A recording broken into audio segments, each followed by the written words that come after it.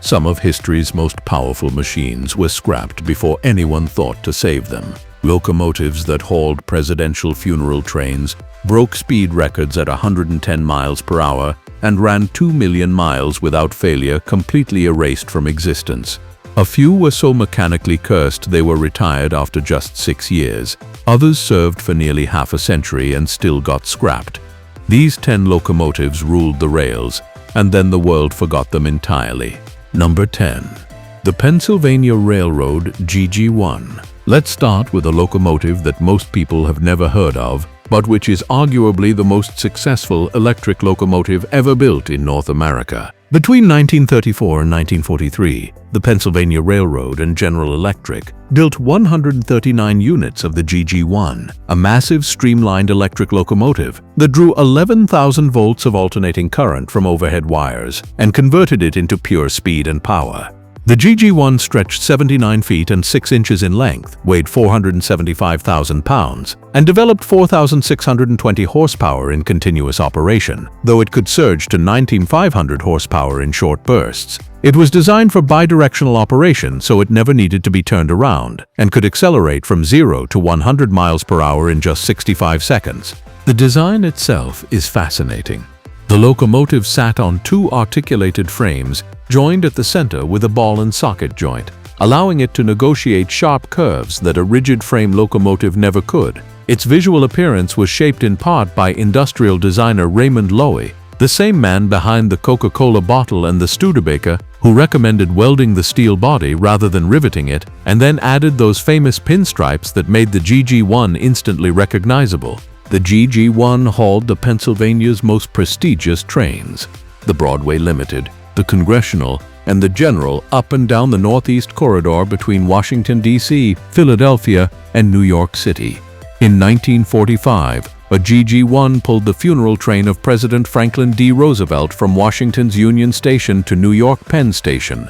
These machines were deeply woven into American history, but the GG1 is also remembered for one of railroading's most dramatic accidents. On January 15, 1953, locomotive number 4876, hauling the Federal Express, suffered a brake failure and overran the platform at Washington Union Station. It crashed through the station concourse floor and fell into the basement below.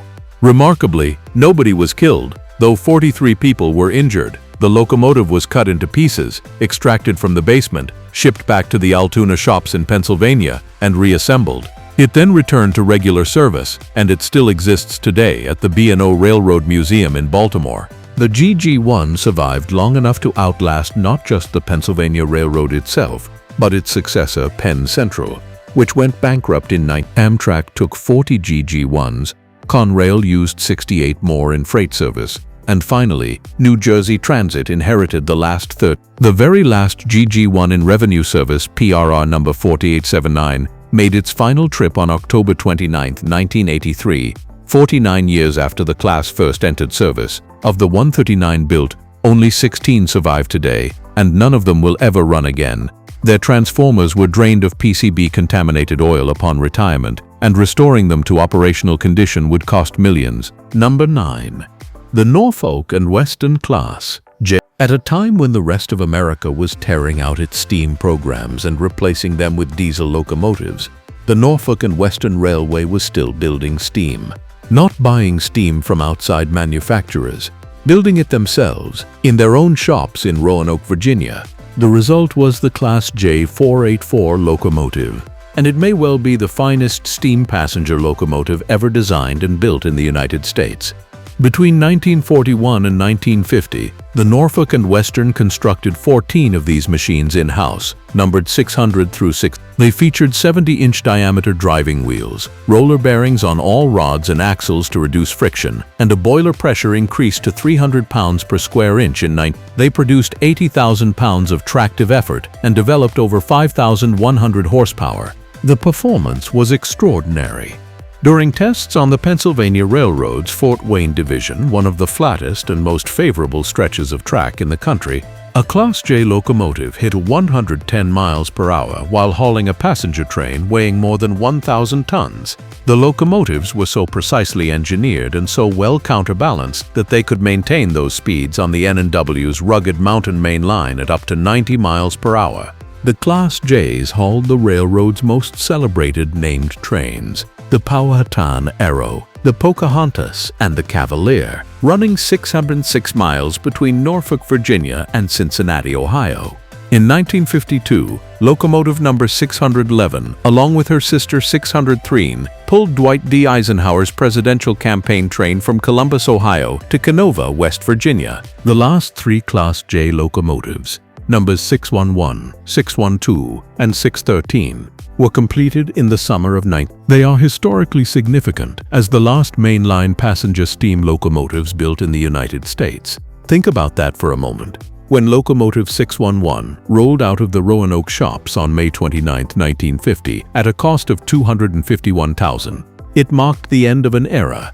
No American railroad ever built another mainline passenger steam locomotive after that date. By the late 1950s, even the N&W had to concede to diesel economics, and all but one of the 14 Class J's were retired and scrapped by the end of October 9. The lone exception was number 611, donated to the Virginia Museum of Transportation in Roanoke. In 1982, it was restored to working order and ran excursions under the Norfolk Southern banner until restored a second time in 2015. The 611 was designated Virginia's official state steam locomotive and has been operating on excursion runs ever since. It remains the only surviving Class J in existence. Number 8. The Alco Century 8555. In 1964, the American Locomotive Company, better known as Alco, built what was, at that moment, the most powerful diesel locomotive on Earth. They called it the Century 855, or C855. It produced 5,500 horsepower from two 16-cylinder Alco 251C diesel engines mounted inside a single enormous body, riding on four two-axle trucks. At 86 feet in length, standing over 16 feet tall, and tipping the scales at 528,000 pounds, it was a locomotive built to a scale that few others could match. Union Pacific ordered 3 of them, 2 cab units numbered 60 and 61, and a single cables booster numbered 60B, with the intention of running all 3 together in an ABA configuration, producing a combined 16,500 horsepower. The concept was the brainchild of the Union Pacific's Chief Mechanical Officer D.S. Leuhardt, who wanted to replace as many as 10 older first-generation locomotives with just 3 of these giants, dramatically reducing operating costs. The C855 was assigned to one of the harshest assignments in North American railroading, hauling freight over Sherman Hill between North Platte, Nebraska, and Ogden, Utah. From day one, the machines were troublesome. On the very first attempt to operate them at full power, all 3 units shorted across their main generators when the crew attempted to transition throttle settings, the result of improper internal wiring. After repairs, they were sent back out, but the problems never truly went away. Electrical fires, overheating, and the labor-intensive wet deck design of Alco's 251 engine made them nightmares to maintain. Union Pacific eventually issued a standing order. No more than 1 C85 was to be assigned to the same train at any given time, and they were not to stray far from North Platte. After just 6 years of unreliable, frustrating service, all 3 C855s were parked and condemned. By early 1972, every single one had been scrapped. 3 built, 3 destroyed, 0 preserved. No museum has one. No photograph collector has captured one in its prime, doing what it was designed to do. The C855 is the locomotive equivalent of a brilliant idea executed badly, a machine that held the world record for horsepower for 5 years and left absolutely nothing behind. Number 7. The U50. General Electric entered the high horsepower sweepstakes in 1963 with their own answer to Union Pacific's demand for consolidated power. The result was the U50, essentially 2 GE U25B road switchers fused together on a single frame. It produced 5,000 horsepower from 2 4-cycle 7 FDL16 prime movers stretched over 83 feet in length and weighed 558,000 pounds. With 160,000 pounds of starting tractive effort, it was an absolute brute. GE delivered the first 3 U50s to Union Pacific in October 1963. Southern Pacific took 3 more in 1964, but SP quickly grew disillusioned with their trio and scrapped all 3 before 1975, not even bothering to trade them in. Union Pacific ultimately accumulated 23 examples of the U50. The U50's fundamental problem was exactly what plagued the C-85-5 and every other twin-engine behemoth of the era. It was essentially 2 locomotives jammed under one roof, and when one half failed, the whole machine limped home. The electrical systems were particularly vulnerable to fire. Aluminum wiring of the period proved prone to ignition, and maintenance costs spiraled accordingly. Not content with the U50's limitations, GE went back to the drawing board and produced the U50C in the late 1960s, riding on 2 massive 3-axle trucks instead of 4 2-axle trucks. Union Pacific ordered 40 of these. Unfortunately, the U50C suffered even more dramatically from internal fire incidents than its predecessor. All of them were eventually traded in or retired well before the end of their theoretical service lives. Not a single example of the GE U50 or U50C survives today. Every last one has been scrapped.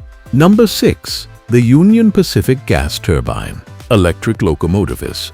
Before Union Pacific went chasing diesel-electric power records, they tried something far more radical: turbines. Beginning in 1952, Union Pacific operated a fleet of gas turbine electric locomotives, machines that burned fuel oil to spin a turbine connected to electric traction motors, producing astonishing horsepower figures that no diesel of the time could match. The final generation of UEP gas turbines, built by General Electric and delivered starting in 1958, produced 8,500 horsepower from a single locomotive, more than any diesel locomotive then in existence. These massive machines, riding on 3 units in a combined configuration, could produce up to 10,000 horsepower, hauling enormous freight trains across the salt flats and mountain grades of the American West. In total, Union Pacific operated 55 gas turbine electric locomotives across several generations. They were spectacular performers in the open West, but they had one crippling weakness: they burned oil at a voracious rate. When oil prices were low, this was acceptable. When oil prices began rising in the late 1960s, the economics fell apart entirely. They were also mechanically complex in ways that made field repairs difficult in remote locations. The last gas turbine electric locomotive in Union Pacific service was retired in 1970. Not a single operational example has been preserved. The entire program, a genuine technological marvel that briefly gave America's railways jet-age power, was erased from the landscape within a generation. Number 5. The EMD DDA40X Centennial. And then there was the machine that beat them all. In 1969, the Electromotive division of General Motors built the EMD DDA40X, a locomotive so extraordinary in its specifications that it remains, to this day, the most powerful diesel-electric locomotive ever built on a single frame. Where the C-855 and the U50 had tried and failed, EMD succeeded spectacularly. The DDA40X produced 6,600 horsepower from 2 16-cylinder 645 E3A diesel engines. It rode on 8 powered axles grouped into 2 massive trucks, a D+D arrangement, and stretched 98 feet and 5 inches in length. Its frames were so enormous that EMD's own factory in LaGrange, Illinois, couldn't build them. They were fabricated by the John Moore Company of Chicago. The fuel tanks held 8,000 gallons of diesel fuel, and the fully loaded locomotive weighed 545,000 pounds. The first unit, number 6900, was rushed to completion in April 1969, so it could participate in the ceremonies marking the 100th anniversary of the driving of the Golden Spike at Promontory Summit, Utah, on May 10, 1869. The completion of the first transcontinental railroad. The entire class was named Centennials in honor of that anniversary, and the locomotive numbers in the 6900s were chosen deliberately to reflect that occasion. In all, Union Pacific acquired 47 Centennials, numbered 6900 through 6946. What set the DDA40X apart from every other high-horsepower twin-engine locomotive of its era was reliability. The machine was designed from the outset to be as maintenance-free as possible. EMD used the DDA40X as a testbed for technologies that would later appear in their Dash 2 locomotive line. including modular electronic control systems that allowed for easier fault diagnosis. Engineers loved the Centennials. They described them as responsive, fast, and powerful, with a surprisingly quiet and smooth ride quality. In service, the Centennials were used on Union Pacific's most demanding assignments: high-priority hotshot freight trains running to Los Angeles and the Pacific Northwest. Crews discovered that a single Centennial lash-up could complete a run 45 minutes faster than the equivalent pair of SD-42 locomotives that replaced them.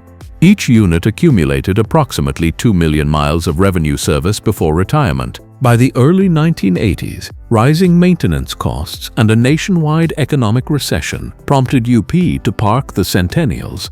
They were brought back briefly in 1984 when traffic rebounded, but the final regular revenue run of a DDA40X occurred on May 56, 1985, when number 6936 led a train from Los Angeles to Chicago. 12 units have been preserved at museums across the country.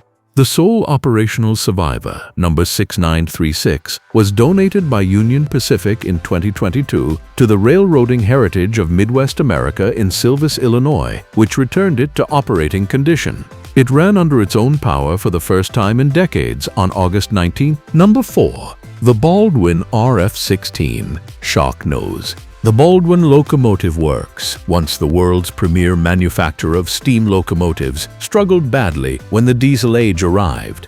But in 1950, they produced something visually unforgettable: the RF-16, nicknamed the Sharknose for its dramatically angled, aggressive front end. The styling was inspired by the Pennsylvania Railroad's T1 class duplex steam locomotives, some of which Baldwin had built. The goal was partly aesthetic and partly commercial, to give Baldwin's new diesels a distinctive identity that would separate them visually from the competition and distance the brand from its earlier reliability-plagued diesel offerings. The RF-16 produced 1,600 horsepower from a Baldwin 608A prime mover and quickly developed a reputation as a rugged and reliable locomotive with exceptional lugging power, the ability to haul heavy, slow-moving freight drags without excessive wheel spin or overheating. Railroads that assigned RF-16s to coal drag service in particular found them admirably suited to the task. 3 railroads purchased Sharknose freight locomotives: the New York Central, the Baltimore and Ohio, and the Pennsylvania Railroad. In total, 109 cab units and booster units were produced between 1950 and 1954.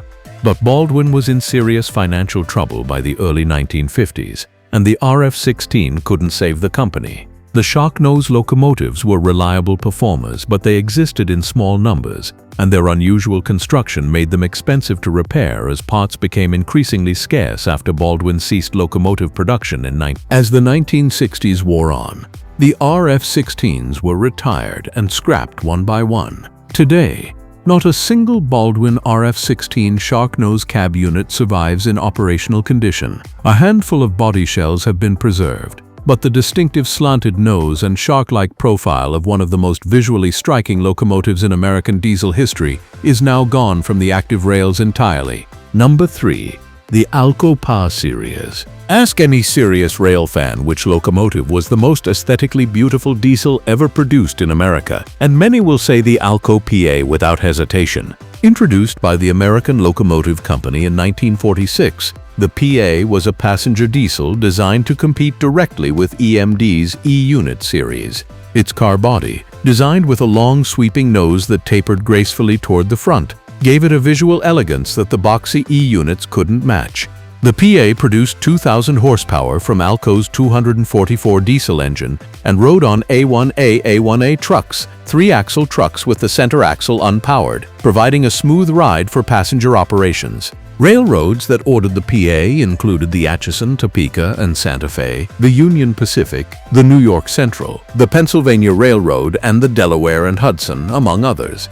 In revenue service, the PAs were spectacular performers on passenger runs, powerful, fast, and visually breathtaking. On the Santa Fe's famed Super Chief between Chicago and Los Angeles, pairs of PAs in the railroad's iconic red and silver Warbonnet paint scheme became some of the most photographed locomotives in American history. The problem was Alco's 244 prime mover.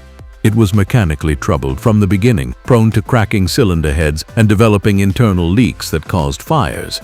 Maintenance costs were high and reliability was inconsistent. EMD's competing E7, E8, and E9 locomotives, powered by the much more dependable 567 series engines, gradually won over railroad purchasing departments. Production of the PA ended in 1953, with a later variant, the PA2, following. A total of 297 units were built across all PA variants. As they aged, the PAs were retired throughout the 1960s and into the 1970s. The Delaware and Hudson kept their PA2s running longest among American railroads, finally retiring their last examples in the early 1970s. Most were scrapped. Today, only 2 PA units survive in the United States. Neither is operational.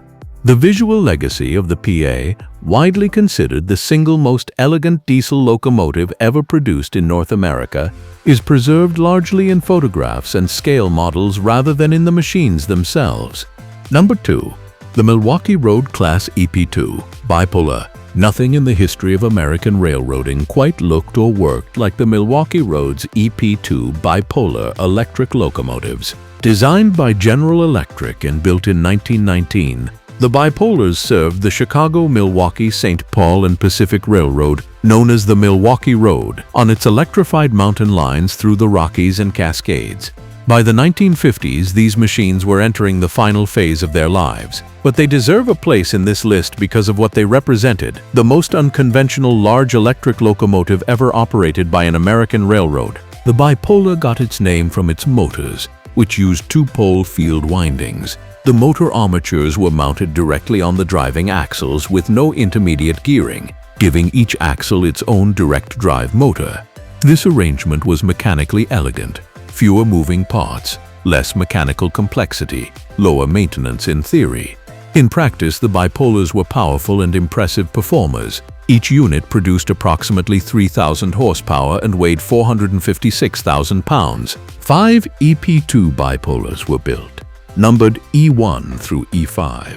In service across the 1920s and 1940s, they hauled the Milwaukee Road's famous Olympian passenger trains through some of the most demanding mountain terrain in North America, crossing the Continental Divide on grades that would have stalled conventional power. By the 1950s, the Bipolars were aging badly, and the Milwaukee Road rebuilt them between 1953 and 1955 with updated electrical equipment in an attempt to extend their service lives. They continued operating until around 1960, when deteriorating mechanical condition finally made them uneconomical to maintain. All 5 were retired, and 4 were eventually scrapped. Only locomotive E57 survives today, preserved at the Museum of Science and Industry in Chicago, where it has been on display since 19. It is one of the most visually striking artifacts of American railroad history, a machine from another technological era that managed to survive the scrapper's torch by the narrowest of margins. Number 1. The Fairbanks-Morse Erie-Bilton Trainmaster. Fairbanks-Morse is a name that virtually nobody outside of dedicated railroad historians remembers today. But in the 1950s, this company was producing some of the most powerful and technically innovative diesel locomotives in America. Fairbanks-Morse had an unusual technological foundation. They built their locomotives around the opposed piston diesel engine, a design originally developed for use in submarines during World War II. In this engine, each cylinder has a piston entering from both the top and the bottom, with no traditional cylinder head. The design produced excellent power density and fuel efficiency, but it was mechanically complex and required specialized knowledge to maintain, knowledge that most railroad shop crews simply didn't have. Their most remarkable product was the H2466 Trainmaster, introduced in 1953. At 2,400 horsepower, the Trainmaster was the most powerful single-engine road diesel locomotive available anywhere in the world at the time of its introduction. It sat on 6 powered axles in a CC arrangement and could handle assignments that previously required 2 or 3 locomotives. Railroads including the Southern Pacific, the Virginian, the New York Central, the Pennsylvania, and the Canadian Pacific all purchased Trainmasters and found them impressive performers. The Virginian Railway's Trainmasters were legendary for their ability to haul enormous coal drags up the steep grades of the Appalachian Mountains, assignments where the sheer pulling power of the 2,400 horsepower 6-motor configuration proved decisive. But Fairbanks-Morse could not survive the maintenance learning curve. The opposed piston engine demanded expertise that most railroad mechanical departments didn't possess, and when parts wore out, replacing them was expensive and time-consuming. EMD and GE were offering locomotives that were far easier to work on, and the railroads voted with their purchasing budgets. Fairbanks-Morse built 127 trainmasters between 1953 and 1957, then ceased production. They exited the domestic locomotive market entirely in 1958, unable to compete. The trainmasters soldiered on through the 1960s and into the 1970s on various railroads, some lasting surprisingly long given the parts challenges, but they were retired one by one without fanfare. Today, 3 trainmasters have been preserved. None are operational. The opposed piston sound, described by crews who worked with them as unlike any other diesel locomotive on the rails, a distinctive mechanical heartbeat produced by pistons firing from both ends of the cylinder, has been silenced permanently. So that's it for today. If you like this video, then please hit the like and subscribe button for more videos. Thanks for watching.